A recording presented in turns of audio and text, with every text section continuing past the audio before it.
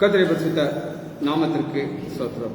இன்னைக்கு சங்கீதம் 90வது அதிகாரம் 11வது வசனத்தை தியானிக்க இருக்கிறோம். சங்கீதம் 90:11 12வது வசனம் 21 செய்திகளை கடத்திலும். ஆறுதலின் தெய்வமே உம்முடைய திரு சமூகம் எவ்வளவு இன்பமானது, ஆமேன் எவ்வளவு இன்பமானது. ஆறுதலின் தெய்வமே உம்முடைய சந்நிதியில் தங்கியிருப்போர் உண்மையிலே பாக்கியவான்கள். உம்முடைய சந்நிதியில் தங்கியிருப்போர் உண்மையிலே பாக்கியவான்கள். தூய மனதுடனே துதிப்பார்கள், துதித்துக் கொண்டிருப்பார்கள், ஆமேன் துதித்துக் கொண்டிருப்பார்கள். ஆறுதலின் தெய்வமே உம்முடைய திரு சமூகம் எவ்வளவு இன்பமானது, ஆமேன் எவ்வளவு இன்பமானது. உம்மிலே பலன்கொள்ளும் மனிதர்கள் எல்லாம் உண்மையிலே பாக்கியவான்கள். உம்மிலே பலன்கொள்ளும் மனிதர்கள் எல்லாம் உண்மையிலே பாக்கியவான்கள். ஓடினாலும் கலை கடையா, நடந்தாலும் சோர்வடையா. உம்முடைய திரு சமூகம் எவ்வளவு இன்பமானது, ஆமேன் எவ்வளவு இன்பமானது. கண்ணீரின் பாதையில் நடக்கும் போதெல்லாம் களிப்பான நீரூற்றாய் மாற்றிக்கொள்வார்கள். கண்ணீர் பாதையில் நடக்கும் போதெல்லாம் களிப்பான நீரூற்றாய் மாற்றிக்கொள்வார்கள். வல்லமை மேலே வல்லமை கொண்டு சியோனை காண்பார்கள், ஆமேன் சியோனை காண்பார்கள். ஆறுதலின் தெய்வமே உம்முடைய திரு சமூகம் எவ்வளவு இன்பமானது, ஆமேன் எவ்வளவு இன்பமானது. உம்முடைய சந்நிதியில் தங்கியிருப்போர் உண்மையிலே பாக்கியவான்கள். உம்முடைய சந்நிதியில் தங்கியிருப்போர் உண்மையிலே தூய மனதுடனே துதிப்பான், துதித்துக் கொண்டிருப்பார்கள். கர்த்தருடைய நாமத்திற்கு ஸ்தோத்திரம். லீலா அம்மாள் பேசுகிறார். வாசிப்போம். சங்கீதம் 90வது அதிகாரம் 12வது வசனம்.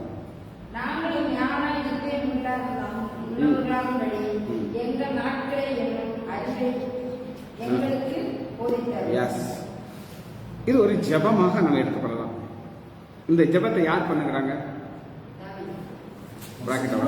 மோசே, தேவனுடைய மனுஷனாகிய மோசேயின் ஜெபம். மோசே ஒரு பாதையில நடத்தி வந்துகிட்டே இருக்கும்போது இவர்களுடைய வாழ்க்கையில எப்படியெல்லாம் மரித்தார்கள் யாருக்கு தெரியும்? மோசேக்கு தெரியும். ஏன் அவர்கள் மரிக்கிறார்கள் அப்படின்னு கேட்டீங்கன்னா, அவர்களுக்கு என்ன கிடையாது? ஞான இருதயம் கிடையாது.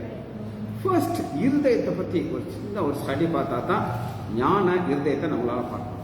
இருதயத்தை குறித்து ஒரு காரியத்தை பார்க்கலாம். 17வது அதிகாரம் எரேமியா 17:1 ஃபுல் ஸ்டடி இதுக்குள்ளதான் இருக்கு. 17:1 எரேமியா. யூதாவின் ஆவம் இரும்பு எழுத்தாணியினாலும் எழுதப்பட்டு இருதயத்தின் பலகை. என்னவா இருதயத்தின் பலகைனா என்ன அர்த்தம்? இப்ப நம்ம பைபிள் வாசிக்கிறோம். போன வாரம் என்ன சொன்னோம்னா புத்தியா தெரியாது. போன வாரம் செய்தி சர்ச்சில் மக்கள் ஞாபகம் மறந்துடுவாங்களா? மறந்துடுவாங்க. ஆனா ஒரு சூடான ஒரு செய்தி கேட்கறாங்க. யாரை பத்தி? இதுவரை தெரியாத செய்தி உங்களுக்கு கிடைச்சிருக்கு. அதை மறப்பீங்களா? அதுதான் இருதயத்துக்குள்ள போய் உட்காரு. வார்த்தைகளெல்லாம் உட்காருது.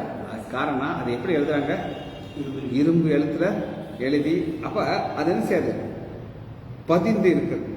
சரி, இந்த இருதயத்தை தெளிவாக புரிந்து கொள்வதற்கு அதனுடைய கேரக்டரை பார்க்கணும். 9வது வசனம் 17:9 எல்லாவற்றையும் பார்க்கணும். இருதயமே திருக்குள்ளதும்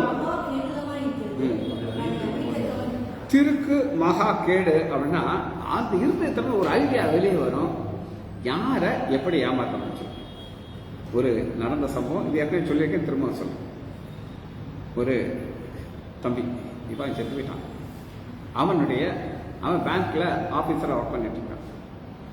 4 லட்ச ரூபாய்க்கு ஒரு காரை புதுசாக வாங்கியிருக்கான். அந்த காரை வாங்கி உங்கள் அப்பாட்ட கொடுத்து, எப்பா 4 லட்ச ரூபா காரை உனக்கு நான் 3 லட்சத்துக்கு தரேன், வாங்கிக்கிறியா? அவர் பார்த்தாரு, 3 லட்சத்துக்கு கிடைக்காதுன்னு தெரியும். Brand new car. இவர் காரை சாவியை கொடுத்தான், 3 லட்சத்தை வாங்கிட்டு போயிட்டான். காலையில் காரை காணும். அப்பா புய்ய உண்மையான கத்துறாரு, எங்கடா காரை காணுன்ட்டு. இவன் இன்னொரு சாவி வச்சிருக்கான். அந்த சாவி எடுத்துகிட்டு போய் ஒரு லோக்கலில் ஒரு வட்டி கொடுக்குறோன்ட்டு போய் காரையும் 3 லட்சத்துக்கு கொடுத்து போயிட்டான். அவனுக்கு எவ்வளோ கிடச்சிச்சு? 6 லட்சம் கிடச்சி. கார் விலை எவ்வளவு? அப்பா கதறாரு, ஐயோ சொன்னாங்க, அந்த கார் நான் பார்த்தேன். அவன் சொன்னான், 3 லட்சத்துக்கு உன் மகன் இப்போ தான் கொடுத்து போயிருக்கான். ஆர்சி புக்கு காருக்கே இருக்கு, 3 லட்சம் கொடுத்தனுச்சு வாங்கிட்டோம். இதுதான் இருதயது மகா கேள்வி. அந்த இருதயத்தை தான் பார்த்து 10வது வசனம். இந்த நாணயம் அப்படியே, நானே அவரால் மாத்திரம் ஒவ்வொருவனுக்கும். நீ கண்ணாடி போடணும்னு நினைக்கிறேன் பாப்பா, கண்ணாடி போட ஒவ்வொருவனுக்கும்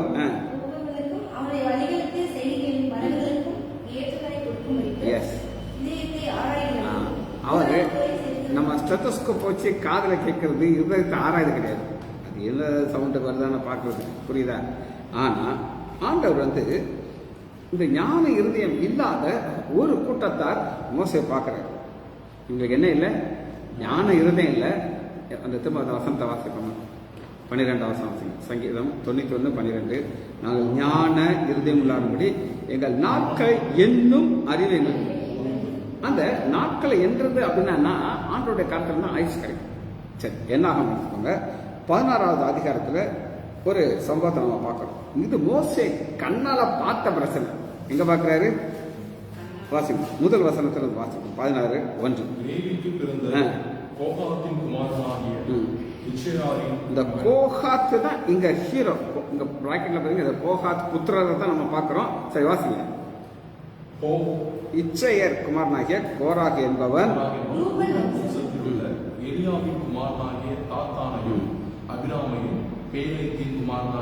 இவன் யார் அப்படின்னு கேட்டீங்கன்னா ரூபன். சரியா? இவங்க லேவிக்கு பிறந்த. லேவியர்களுக்கு என்ன ஒரு ஸ்பெஷாலிட்டி இருக்குதுன்னா, இவர் யாரு? மாஸ்டர், ஆசாரியன். அங்கி போடலாம், ஆளுக்கு போடலாம், அப்பத்தை எடுத்து கொடுக்கலாம், ராத்திரி ரசத்தை கொடுக்கலாம். மற்றவங்க செய்ய முடியுமா?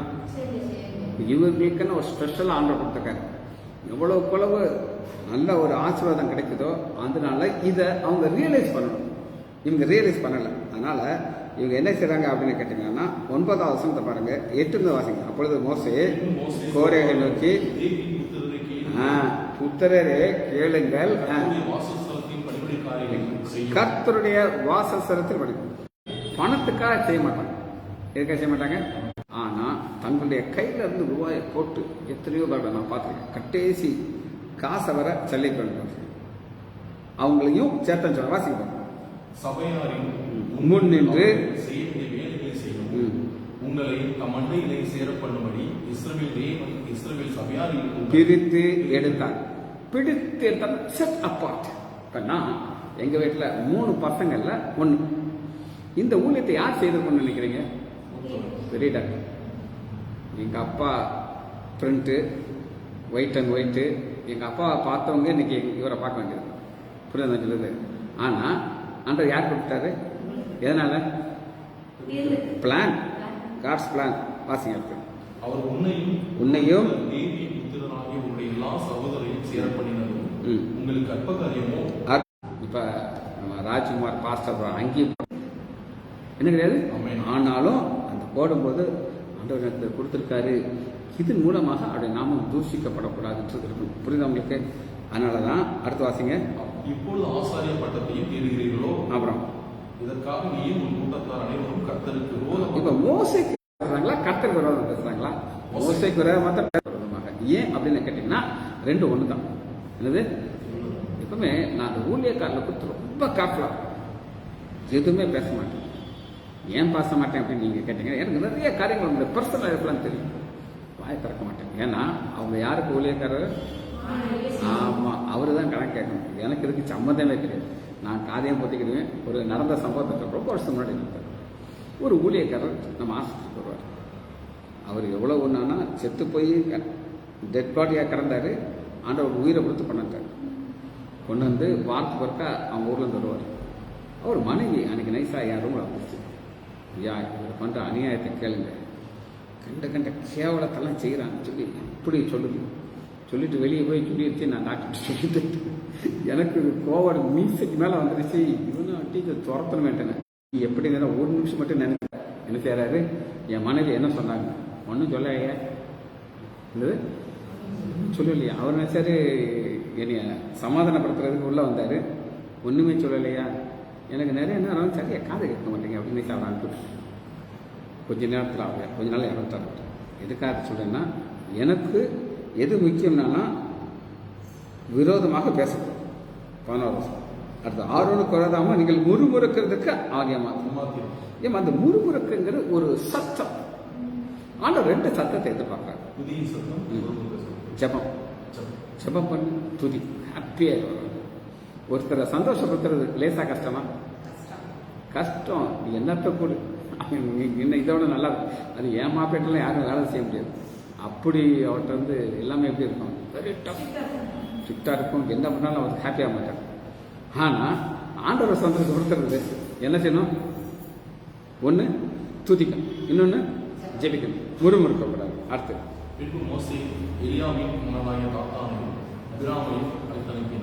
அவர்கள் நாங்கள் வருகிறதில்லை, இந்த வனாந்தரத்தில் எங்களை கொண்டு போடும்படி பார்வதியை கொள்கிற தேசத்தில். சரி, 26 வசனம் வாசி. இந்த சபையை விட்டு பிரிந்து போங்கள். ஒரு நிமிஷத்திலே அவர்களை இப்ப ஆண்டவர் வந்து ரொம்ப கிறிஸ்டல் கிளியர் பேசுறாரு. நீ கூட இருந்தா செத்துக்கு. இப்ப நம்ம அப்படியே தீம் என்னன்னா, நம்ம ஆயுசியல் ஆண்டோடைய கருத்துல இருக்கு.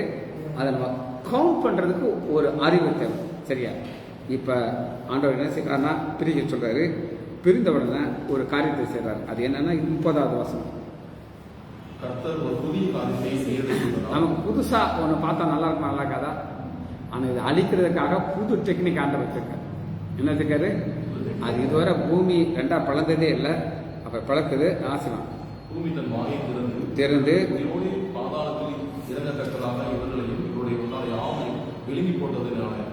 இதனால என்ன நடந்துச்சு அப்படின்னு கேட்டீங்கன்னா, 26வது அதிகாரம் 11 வசனம் என்ன?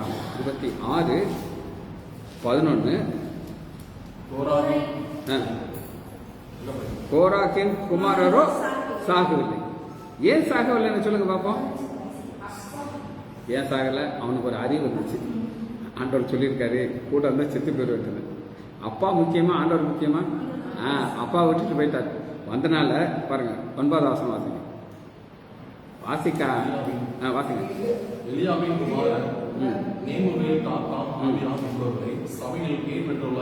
இருந்து இல்லைங்களா, விரோதமாக போராட்டம் பண்ணி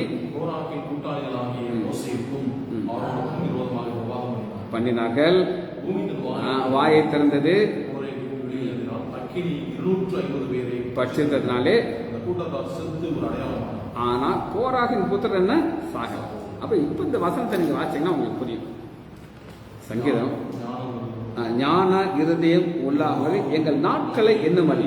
இந்த நாட்கள் இவர் ஏற்கனவே அவர் எண்ணிட்டார். அவர் நம்பத்தை எப்படி எண்ணினார் அப்படின்னு கேட்டீங்கன்னா 10வது வசனம் பாருங்க. 10 வாசிக்கும். சங்கீதம் 90. 70. அப்புறம் அப்படின்னா என்ன அர்த்தமா?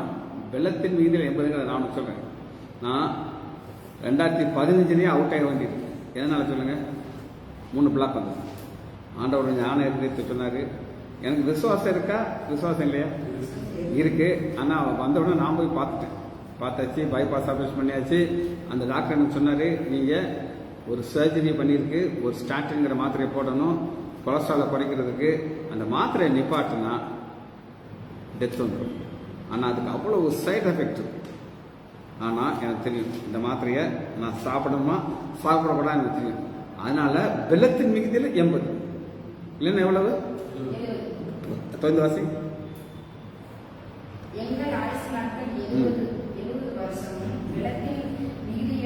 80. மேன்மை என்னதுமா, மேன்மை தான் என்னது சொல்லிட்டா, இப்போ வயசாயிடுச்சு எனக்கு, நான் நடக்கும்போது ரொம்ப கேர்ஃபுல்லாக நடப்பேன். இந்த ஸ்டெப்பை கம்பியை பிடிச்சிக்கிடுவேன். இந்த வாலிபர்கள்லாம் 2 ஸ்டெப்பாக ஜம்பிட்டு போகல. எப்படி போகல? ஏன் வாலிப பிள்ளைய முறுக்கில் இருக்காளுங்க, அவளுக்கு 60 வயசாகும்போது நடக்க முடியாமல் ஆயிடுவாங்க. சரியா? சரி, இப்போ அந்த ஆயுஸ் நாட்களில் ஒருத்தர் ஆயுஸ் ஆண்டவர் கூட்டி கொடுக்குறாரு. அது யார்? புதிய ஏற்பாடு எஸ்ஐ அப்போஸ்தலர் 20வது அதிகாரம் 7வது வசனம். சாக வேண்டிய ஒரு தம்பியை ஆண்டவர் எழுப்புறார். ஐத்ரோ வாரத்தின் முதல் நாளிலே அப்பம் பிட்டும்படி. அப்போ காலையில் அவர் போகிறாரு, அதனால் நைட்டில் பிரசங்கத்தை முடிக்கணும். இப்போ நம்ம இதில் பிரசங்கம் எவ்வளோ நேரம் பேசினா மக்கள் ஒத்துக்குவாங்க? அரை மணி நேரம். அரை மணி நேரத்துக்கு அப்புறம் ஆமாம், ஏன்னா 7:30 மணிக்கு மைக்கை கொடுக்குறாங்க, 8 மணிக்கு முடிச்சா தான் அதுக்கப்புறம் ஒரு 15 நிமிஷம் இருக்குது. அந்த 15 நிமிஷமும் அவங்க என்ன செய்யணும்? நேராக வீட்டுக்கு போகணும், அடுத்த குரூப் உள்ளே வரணும். அரை மணி நேரத்துக்கு மேலே பேச முடியாது. ஆனால் பவுல் என்ன செய்கிறாரு? ஆல் நைட் ஜெபம், பிரசங்கம் பண்ணி. இது ஜெபமா என்ன கிடையாது, ஒன்லி பிரசங்கம் தான். வாசிங்க 8 20:8 அப்போஸ்தலர் 20. அந்த ஜத்தூபு என்னும் ஐத்ரோ என்னும் பேர் கொண்ட ஒரு வாலிபன் ஜன்னலில் உட்கார்ந்திருந்து பவுல் நெடுநேரம் பிரசங்கம் பண்ணி கொண்டிருக்கையில் மிகுந்த தூக்கம் அடைந்து. தூக்கம் இல்லையா? தூக்கம். எங்களுக்கு இந்த அனுபவம் ரெகுலரா அப்படின்னு நான் சொல்றேன். எங்களுக்கு மத்தியானம் லஞ்ச் முடிச்சுட்டு ஒரு கிளாஸ் எடுப்பாங்க, அது ஸ்லைடு போடுவாங்க. ஸ்லைடு போடுறதுனால லைட்டெல்லாம் ஆஃப் பண்ணிடுவோம், ஸ்லைடு மட்டும் ஓடிட்டு இருக்கோம். ப்ரொஃபஸர் பக்கத்தில் அந்த எக்ஸ்பெரிமெண்ட் இருப்பார், எம்பிபிஎஸ் படிக்கும்போது. அப்போ ஒரு சில குரூப் என்ன செய்வாங்கன்னா, பின்னாடி லாஸ்ட் வழியில் உட்காந்து அந்த ஏப்ரனை மடித்து வச்சு படுத்து தூங்கிடுவாங்க. அவர் ஒன்றும் சொல்ல மாட்டார், ஏன்னா நீங்கள் தூங்குங்கப்பா, ஒன்றும் பிரச்சனை இல்லை. கவனிக்கிற பையங்களை முன்னாடி இருப்பார், முன்னாடி இருந்து தூங்க முடியாது. அப்போ 2 குரூப்பாக பிரிச்சுருவார். அவருக்கு கோவப்பட மாட்டார், ஒன்றுமே செய்ய மாட்டார். ஏன்னா அவங்க திரும்ப மறுபடியும் அடுத்த வருஷமும் என்ன செய்வாங்க, இங்கே தான் வருவாங்க, மறுபடியும் உட்காந்துருப்பாங்க. அவருக்கு நல்லா தெரியும். அப்போ அந்த தூக்க மயக்கத்தில் அவர் எங்கள் இதில் வந்து ஃபெயிலாக தான் ஆக முடியும். வேற என்ன செய்ய, உயிர் போகுமா? எனக்கு உயிர் போயிடுச்சு. நான் வாசிங்க. நித்திரை மயக்கத்தினால் சாய்ந்து மெத்தையிலிருந்து கீழே விழுந்து மரித்தவனாக இடப்பட்டான். அப்போ பவுலுக்கு நல்லா தெரியும், ஒரு அறிவு இருக்கு. என்ன அறிவுனா, எப்படி இந்த பையனுக்கு உயிரை கொடுக்கணும் உனக்கு தெரியுமா? எனக்கு தெரியாது. டெத்னா டிக்ளேர் பண்ணியாச்சுன்னா நம்ம அர்த்தம் ஏன் வீட்டுக்கு போயிட்டு, ஆனால் அவர் விட மாட்டேங்கிறார். வாசிங்க. உடனே இறங்கி போய் அவன் மேலே விழுந்து அவனை அணைத்து கொண்டு. பார்த்தீங்களா? இப்போ எவ்வளோ க்ளோஸாக இருந்திருப்பாரு நினைக்கிறீங்க? அவருடைய நாசில் இருக்கிற சுவாசம் நமக்குள்ளே போகுது. உள்ளே போய் அவனுக்கு என்ன கிடைக்குது? அடுத்த வாசிங்க. கலங்காதிருங்கள், இவன் உயிர் இவனுக்குள் இருக்கிறது. ஏன் இவனுக்குள்ள உயிர் இருக்குது அப்படின்னு கேட்டீங்கன்னா, பவுலுடைய ஒரு நாலேஜ். என்ன நாலேஜ்? வாசிப்போமா? சங்கீதம் 90வது அதிகாரம் 12வது. நாங்கள் ஞான அறிவு. இப்ப பவுல் ஒரு ஜபத்தை சொல்லி கொடுத்திருக்கிறோம். அது என்ன ஜபம்னு நம்ம பார்க்க போயிடும். சரியா? எபேசியர் எடுத்துக்கொள்ளுங்க. 1வது அதிகாரம் 17வது வசனம். எபேசியர் 1:17. ஞான இருதயத்தில் அடுத்த ஸ்டெப். நம்முடைய கர்த்தராகிய இயேசு கிறிஸ்துவின் தேவனுக்கு மகிமையின் பிதாவானவர் தம்மை நீங்கள் அறிந்து கொள்வதற்கு. தம்மை நீங்கள் அறிந்து கொள்வதுங்கிற ஒரு முக்கியமான ஒரு கான்செப்ட். இப்போ நிறைய பேர் கிட்டவே போக முடியாது. ஏன் கிட்ட போக முடியாது தெரியுமா? அவங்களுடைய பர்சனல் லைஃப் வேறு மாதிரி இருக்கும். ஒரு உதாரணத்துக்கு ஒரு தம்பி, அவன் கள்ளிக்குடியிலேருந்து வருவான். நான் மாறனாந்த சபையில் அவர் ரொம்ப ஒரு ஒரு பவர்ஃபுல் என்ன சொல்கிறது விசுவாசி. அந்த இடத்த அவங்க அப்பா தான் ஃப்ரீயாக கொடுத்தாரு, பாஸ்டர் கட்டிட்டாரு, எல்லாம் தான். ஒரு நாள் என்கிட்ட வந்தாங்க, டாக்டர் சார் நான் யார் கூட போனாலும் ஒரு டிஸ்டன்ஸ் மெயின்டைன் பண்ணுவேன். அதுக்கு இன்னும் கொஞ்சம் கிட்ட போயாச்சுன்னா அவங்களுடைய மைனஸ் பாயிண்ட் நமக்கு தெரியாது. மைனஸ் பாயிண்ட் தெரிஞ்சானா நம்ம என்ன செய்ய முடியாது, ஓடிடும். நம்ம இதில் ஒரு தம்பி, அவன் சென்னையில் போய் ஒரு பாஸ்ட் பர்சன், அவர் சுவிசேஷன் சொல்கிறவர். அவர் வீட்டில் ட்ரெயினிங்காக அவங்க அம்மா அனுப்பினாங்க. யார் வீட்டில்? அவங்க வீட்டில் தம்பி இருந்து ஒரு நாள் அந்த அம்மா என் தம்பி சொல்லுது, அந்த ஊழியக்கார பேரை சொல்லி அவரு என்ன இல்லை, சாட்சி இல்லாத வாழ்க்கையை வாழ்றாரு. என்ன வாழ்க்கை? இந்த தம்பி அங்கே போயிருக்க கூடாது. உண்மை, நான் யார் வீட்டில் போய் கலந்தேன்? எனக்கு ஆண்டவர் சொல்லி கொடுத்தாரு, ஆவியான வழியில் தான் இன்னைக்கு வரை நான் டீச் பண்ணிட்டு இருக்கேன். புரியுதா உங்களுக்கு? இது செய்யறது ஆண்டவருக்கு பிடிக்காது. அதனால இந்த வசனம் என்ன சொன்னா, தம்மை நீங்கள் அறிந்து கொள்ள ஞானத்தையும் தெளிவையும் அளிக்கிற ஆவி உங்களுக்கு கொண்டு வேண்டும். இப்போ ஒரு ஜெபத்தில் இது பாயிண்ட் நம்பர் 1. இது முதல் பாயிண்ட் ஜெபத்தில். அடுத்த பாயிண்ட் பாயிண்ட் வாசிங்க. தாம் நம்மை அழைத்ததினாலே 18 எபேசியர் 1:18 போதுமா? அழைத்ததுனால. இப்போ ஒரு கல்யாணத்தில் உங்களை கூப்பிட்ருக்காங்க, சரியா? அன்றைக்கி ஒரு கல்யாணத்தில் எங்களை கூப்பிட்டாங்க. நானும் எங்கள் அண்ணனும் போனோம். அவர் ஒரு வக்கீல்.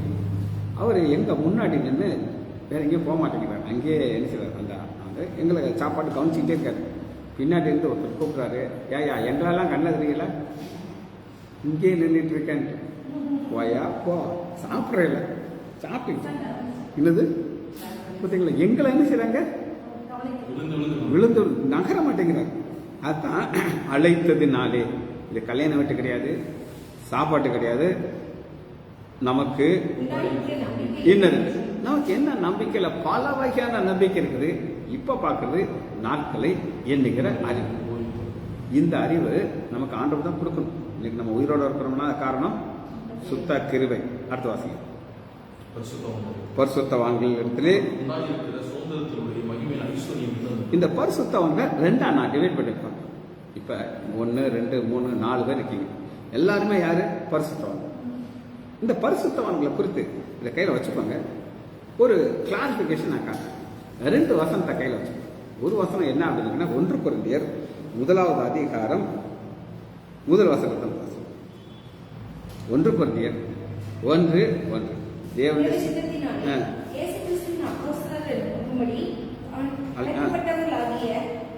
பவுலும் கொருந்து பட்டணத்துல வாசமா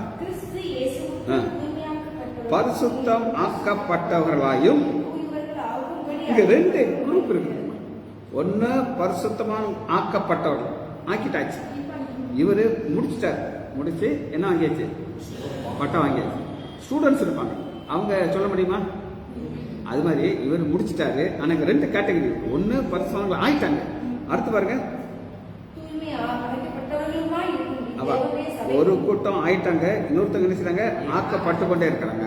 ஆனா அதே பவுல் 2 கொரிந்தியர் எழுதும்போது 1 வசனத்துல பாருங்க, தேவனுடைய சித்தத்தினாலே பவுல்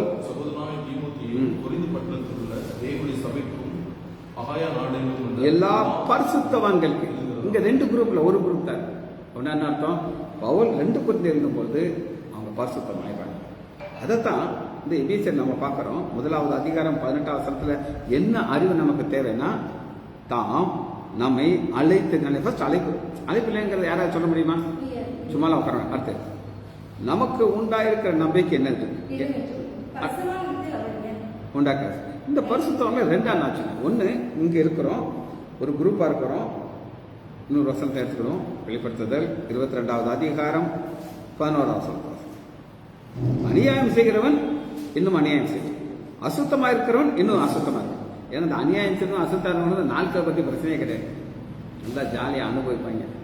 என்னென்னலாம் அனுபவிக்க முடியுமோ அப்புறம் என்ன செய்வான்? செத்து போயிடும். முடிஞ்சிச்சு, சாப்டர் முடிஞ்சிச்சு. ஆனா அடுத்து பாருங்க, நீதி உள்ளவன் இன்னும் பரிசுத்தவன். அப்ப பரிசுத்தத்துல லிமிட் கிடையாது, growth அப்படியே போயிட்டே இருக்கும்.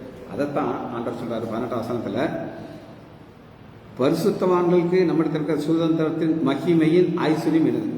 மகிமையின் ஐஸ்வர்யம்ன்றது என்ன அப்படின்னு நீங்க கேட்டீங்கன்னா, ஐஸ்வர்யம்னா என்ன சொல்லுங்க? பணம், கார், வீடு, பெரிய செயின், பெரிய பெரிய மோதிரம், இதெல்லாம் என்னது? சிம்பிள் ஐஸ்வர்யம். ஆனா அதெல்லாம் எங்க தான் இருக்கும்? மறிக்கும் போது ஒரு அருணாக்கராக விட மாட்டாங்க. சில வருஷத்துக்கு முன்னாடி ஒரு பொம்பளை, அவன் வந்து ஒரு ப்ராஸ்டியூட் மாதிரி, அவன் எப்படியோ இந்த ஆஸ்பத்திரிக்கு வந்தா, ஒருத்தன் கொண்டாந்தவன் அது ஆஸ்மால செத்து போயிட்டான். அவன் ஓடிய போயிட்டான். போலீஸு பாடிக்கு செக்யூரிட்டியை வந்து அவன் இந்த மூக்குத்தியை கலந்துக்கிட்டு இருக்கான். யாரு? போலீஸ். எதை கலந்துக்கிட்டு இருக்கான்? அவனுக்கு எதுதான் முக்கியம்? மூக்குத்தி தான் முக்கியம். ஆனால் அவனுக்கு அந்த முக்கியத்தை யார் கொடுப்பான்? ஏன்னா இதுதான் ஐஸ்வர்யம். இவன் அதை எப்படி பார்க்குறான்? ஐஸ்வர்யமாக பார்க்குறான். ஆனால் நமக்கு அப்படி கிடையாது.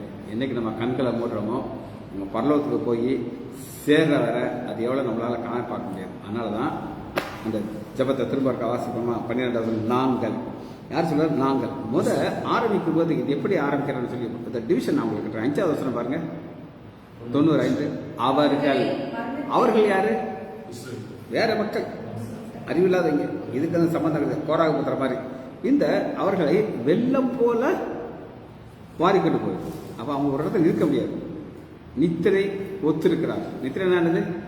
தூங்கி முடிச்சுட்டு சில நேரம் ரெகுலராக முடிக்கும் போது எனக்கு நடக்கும். நான் எங்கே இருக்கேன்னு தெரியாது. அது மக்காலா நைட்டா அப்படியே கொஞ்சம் நேரம் அப்படி செட்டாக இருக்கு. ஏன்னு தெரியாது. பிறகுதான் ரியலைஸ் பண்ணுவேன். அந்த அளவுக்கு என்ன எனக்கு டீப்பாக போயிடும். அப்படி ஃபீல் பண்ணுறாரு. ஆனால் இந்த கூட்டத்தை அந்த அவர்களை அடுத்து நீங்கள் பார்க்க முடியாது. அவங்க எப்படி இருக்காங்க அப்படின்னு கேட்டிங்கன்னா 16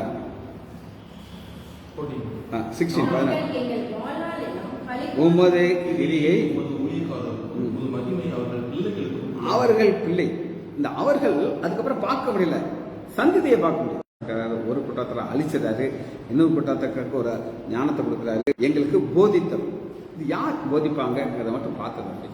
யார் போதிப்பாங்க யாராவது சொல்ல முடியுமா? பரிசுத்த ஆவியானவர் போதிப்பார். அவர் எப்படி போதிப்பார் அப்படின்னு கேட்டாங்க. யோவான் 16வது அதிகாரம் 13 16 13 சத்திய ஆவியானவர் போது நடத்துவார் சகல சத்தியம். அப்ப சகல சத்தியங்கிறதுல இங்க நம்ம என்ன பார்க்கிறோம்? நாட்களை எண்ணுகிற அறிவு. இந்த அறிவு நமக்கு இருக்கும்போது நமக்கு என்ன ரியலைஸ் பண்ணணும் தெரியுமா? இன்னும் கொஞ்ச நாள் தான் நமக்கு இருக்கு. கொஞ்ச நாளைக்குள்ள சிலருக்கு நல்லது செய்யணும், நல்லது செய்து நல்ல பேர் வாங்க. எங்க அப்பா அவங்க சொல்லுவார் என்னன்னா, ஒருத்தர் செத்து போயிட்டான், அவனை தூக்கிட்டு போறாங்க. அப்ப அந்த மக்கள் 2 வகையில பேசுவாங்க. அப்பா நல்ல வேலை செத்தாங்க, அன்னைக்கு கஷ்டப்பட்டு. ஆனால் இன்னொருத்தர் சாகும்போது நல்ல மனுஷங்க, அதனால இது இருந்திருக்கலாம், ஆனால் செத்துக்கிட்டாங்க அப்படின்னு வருத்தப்படுவாங்க. இதை யாரையும் காசு கொடுத்து சொல்ல முடியாது. இப்போ ஒரு தலைவர் வாரம்னா ஜெய போடுறதுக்கு எத்தனை இருப்பாங்க? காசு கொடுத்து போடுவாங்க. ஆனால் இந்த இது சொல்ல வைக்க முடியாது. இதை வச்சு படிப்போமா? மகா இறக்கமும் கருமையுள்ள பிதாவே, உங்களை துதிக்கிறோம் ஐயா. இந்த வார்த்தையின் மூலமாக நீர்களை பலப்படுத்துவதற்காக நன்றி ராஜா. பிள்ளைகள் ஒவ்வொருவரையும் என் ஆண்டவராக இயேசு நாமத்தினாலே ஆசீர்வதிக்கிறேன். இயேசுவின் நாமத்தினால் ஜெபங்கள் பிதாவே. ஆமென், ஆமென், ஆமென்.